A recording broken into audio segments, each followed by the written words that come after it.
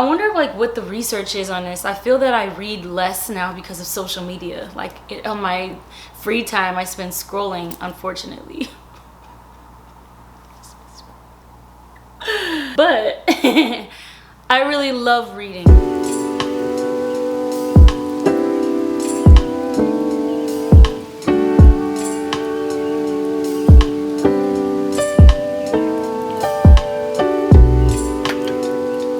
Hey y'all, what's up? It's me, Sheila Marie, and I get asked all the time about books. What books are you reading? What books do you recommend? And I made a video a while back of some of my favorite books for healing and growth, and those are kind of like staples. So if you're a reader, or if you're somebody that likes to read concepts and that helps you understand things like me, then I do recommend going to that video first. That video was like my staples. Those are like the books that solidified my healing journey for sure. I wonder like what the research is on this. I feel that I read less now because of social media. Like on my free time I spend scrolling, unfortunately. But I really love reading. For me, it helps me understand things. If I can make meaning, you know, humans, all of us, we make meaning of things. And so for me, if I can make meaning of things, if I can understand things, it actually helps me move through them. So with that, I'm going to share some of my favorite books that I'm reading right now. And I did want to say these are my favorite books for healing and transformation, but some of them might not seem like that directly, but I do feel that reading these books could inspire a level of healing, especially in brown and black people. So first is Bell Hooks. I feel that this book is like rich macaroni and cheese or something. Like you take some bites and then you have to sit back and actually digest it, and it's not something that you just bulldoze through. I, for one, I am guilty of being a book starter and sometimes not a book finisher. I'm working on this. But with this book, I find I read a little bit and then I have to sit and let it think. And then I come back and I read a little bit more and then I have to sit and let it think again. And a lot of people that I know say it took them a while to get through this. This is All About Love by Bell Hooks. And this book is really, it's all about love. It's breaking down some of the assumptions that we have about love and what it means to love and behaviors and relationships. And it's just something about the way that Bell Hooks writes that just, it's poetic, it's dense, and so profound. Let me see if there's actually a part that I want to share. I know that there was a part talking about abuse and love, and that abuse and love cannot coexist. And that's like I remember that in the beginning chapters of her breaking down that idea that abuse and love cannot coexist. And so I think she gave the example for many black children that, you know, getting whoopings and getting beat, you know what I'm saying, that's very culturally accepted. And that's how some parents conceptualize love. I beat you because I love you. Even some people cite this as a historical reference, that Africans who were enslaved on plantations, that they would beat their children because they wanted to beat them first. Like, I want to get you prepared for the skills that you're going to need, and you're going to need to be able to take pain in the body. That's something that's going to happen to you later. She breaks down that concept that, like, so if you're a black child and this is the person that loves you, and this is the person that says I love you and that is supposed to love you, and they also abuse you and they also hurt you, what does that say about the way that we conceptualize love for the rest of our life? And that's just one example, but I highly recommend All About Love. And there's never, ever, ever, ever a wrong time to read Bell Hooks. Period! Boom. Now, Ta-Nehisi quotes. So this is Between the World and Me, Ta-Nehisi quotes. And if I mispronounce anybody's name, please forgive me. I have a thing with mispronouncing names, and I don't know why. Like, I hear it 100 times and then I still say it wrong. Anyway, that's besides the point. This just came out as reconceptualized as like a, I don't want to say it wasn't a documentary. It was like it almost reminded me of like a choreo poem. On HBO, they did a reading. It was like a reading, an artistic reading of this. So if you actually prefer watching, if you're visual, it's actually a reading of the book.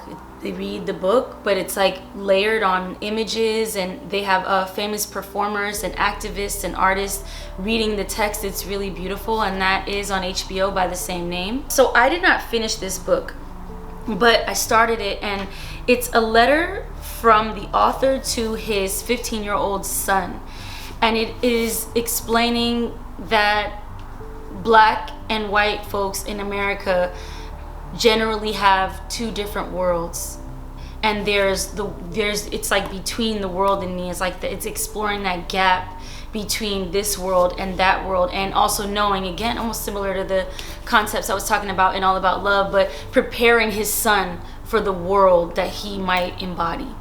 And it's really emotional. I think this could actually be a great gift for the black men that you love in your life, because it is really a love letter from one black man to his son. I think that race and healing in America is so inextricably linked that it just so happens that where I am is this stage in my life that even just reading a story of a man talking to his son is not directly a healing text, but it is healing on so many levels. I think where we are in America is such an important time to amplify black voices, period. This is The Gift of Grief by Dr. Ajita Robinson and Ajita. Nope, see, I did this again. We had a whole conversation about her name. I'm heating up myself right now. Dr. Ajita Robinson. This is all about navigating grief and loss. Right here, it's a very easy read. So like you can get through it pretty easily. She breaks down grief, loss. If you knew someone that lost someone physically, like someone passed away, I think this would be a great text to work through. But it also talks about collective grief.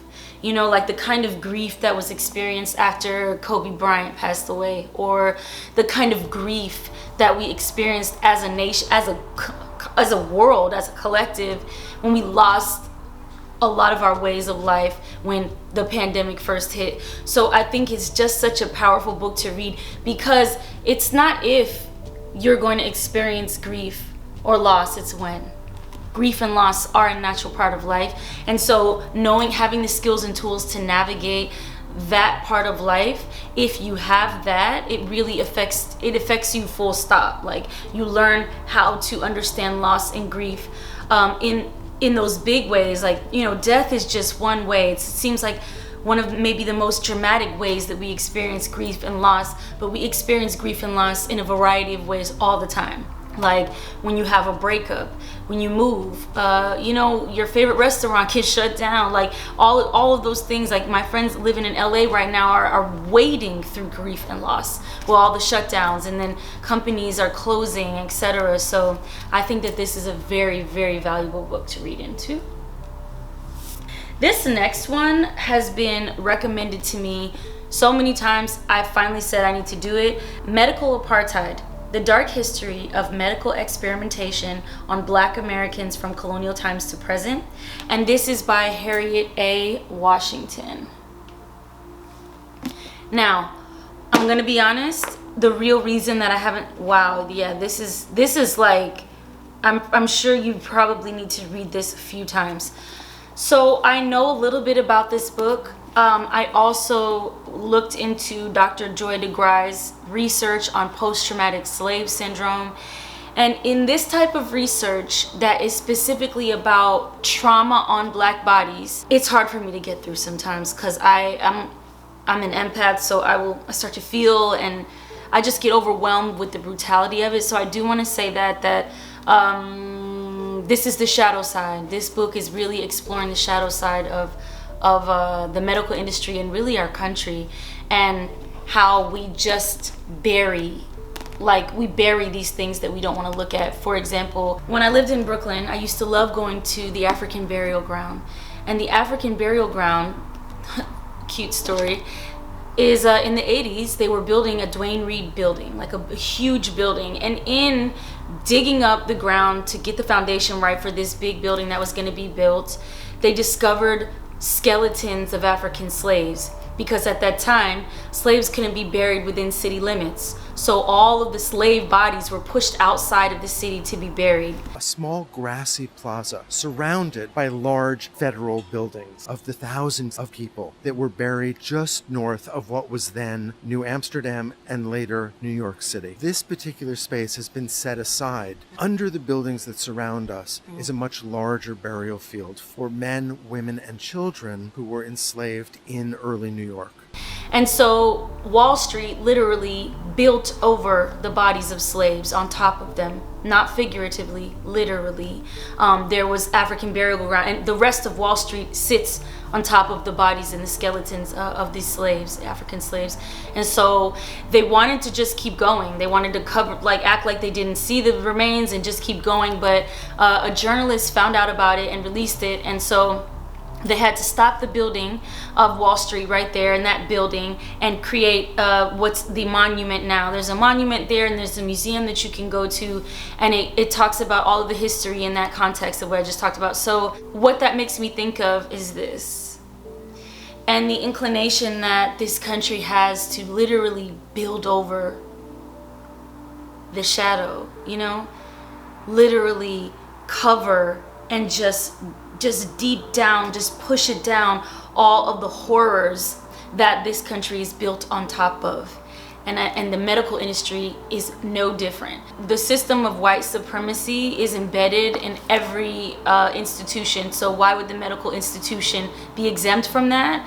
To think that the medical industry would just somehow be unaffected by racism and implicit bias and all of these I want to say their traditions, American traditions, is kind of that's cognitive dissonance, and I think that's a very, very strong form of denial. So anyway, if you want to get this history, boom, right here, medical apartheid. Boom. I'm just gonna say boom after everyone. Actually, I'll do this one last. So Joe Dispenza, what's the first book I read? Becoming Supernatural by Joe Dispenza. So I read another book by him, I feel like, and this was the second book that I read. But this is just, oh, I love it that I stopped at the quantum. I love everything quantum. This is a really great text because Joe Dispenza, he's a doctor. So he has like this, I feel like his story, I remember his story correctly, I don't want to misquote it, but I know that he was in the medical industry. So he has that whole like background of experience, and then like marries it with his experience in the supernatural, in the spiritual realm. I did not finish this, but it talks about a lot, like it breaks down breathing techniques and ways that we can hardwire our brain to become supernatural. And so I know that there was a lot of, when I was reading, there was a lot of talk about certain techniques and like holding your breath and doing certain things, like the movement of the cerebrospinal fluid and how breathing actually affects your brain. Can you see that? Yeah. So if you're a person that loves, which I love, like scientific backing for what you already know on a spiritual level, in my opinion, explaining why our brain, why we work the way we do, what happens when we're triggered, well, how can we rewire our brain to allow us to experience more freedom and more happiness and essentially become supernatural. So I actually, now that I'm talking about this book, I really want to finish it. I like want to finish all of them. This is great. My husband loves this book also because he's an athlete and he loves learning about how you can change the body and do different things with your body. So if you get a kick out of that stuff, you will love this. This is the last physical book that I'm going to share, but I also am going to share some of my favorite books that I have on my phone, because actually sometimes I love to listen to audio books as well, like when I'm cooking or when I'm doing other stuff. This is actually a friend of mine. This is Stay Woke. A meditation guide for the rest of us, right? Yes, a meditation guide for the rest of us. And this is Justin Michael Williams. And what I love about this book is he says, if you can worry, you can meditate. This would be a great book for anyone who is wanting to start meditation. Like very easy. The reason I say that is because this book is geared for beginners. It's very light, so and you can, it's buffet style, so you can go through it. You can pick different chapters. Like, let me see. Toxic habits, breaking free for good, discover your unique energy signature, how to get centered when your mind is going crazy, how to turn mess into magic. So like you could go around and choose. You don't have to start from beginning and read the book to the end. You could kind of just go to the topic that interests you the most. But it's written for beginners, and it has meditations and practices. So you could actually, it's like a little bit of workbook in here too, which I think is really helpful to get not only just thinking about things, but actually practicing them in your life in very bite-sized ways. So if you know someone in your life who wants to start meditation and they're like, I just don't know where, I don't know how, or this is you, I think this is a great place to start. Now, I'm gonna open up my Audible and just share because I feel like there's a few in here. These two books I'm gonna say, all right, so if you are talking about healing any type of trauma in the body, a lot of times the first book to come up will be The Body Keeps the Score by Bessel van der Kolk. Bessel van der Kolk. Bessel van der Kolk. I said that. I did it. And The Body Keeps the Score is all about articulating how trauma lives within your body. A lot of times when we conceptualize, why am I reacting like this? Why do I feel like this? Why does this thing trigger me? We think that the mind comes before the body. We think something and then our body feels something. And what The Body Keeps the Score does is articulate how it's not always our mind first. Sometimes it's our body first, and what that means for our lives. Now, I'm gonna bring up two books side by side. The Body Keeps the Score, okay? The only thing is, it was hard for me to stay in the book the whole time because it's a little clinical. Not a little. It's kind of very clinical in my mind. So this book gives a more clinical approach. It's very to the point, cut and dry, so to speak. And so I just found out about My Grandmother's Hands. Let me say the name. My Grandmother's Hands: Racialized Trauma and the Pathway to Mending Our Hearts and Bodies by Resmaa, Manekem. So this book I just found out about, and I started listening to it, and I'm only like 30 minutes in, and my mind is completely blown. Completely.